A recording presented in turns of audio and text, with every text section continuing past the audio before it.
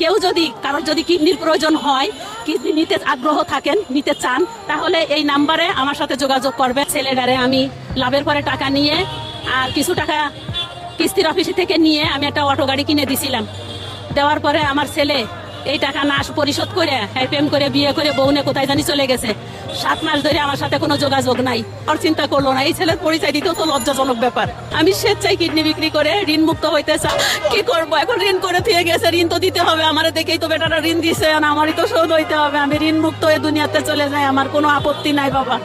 আমি মনে করতাম আমার ইকরাম ভাবে আমার বুকে ছুরিয়াঘাত করবে, আমি কখনো কল্পনা করিনি। এখন ওই মানুষের বাড়িতে কটা বাপ মা টানি চাই মেয়ে আনি আইনে খাই কোনো রকমে চলি, এভাবে ফাঁকি দিব। আমার ওর কথা মনে পড়লে আমার কলিজা বাস্ট হয়ে যায়, আমি কথা বলতে পারি না। বাবা মাফ করো। একটা মাত্র ছেলে, অভিশাপ দেব না, দোয়া করি সেও একদিন ছেলে সন্তানের বাবা হবে। আজকে আমার সাথে যেটা হয়েছে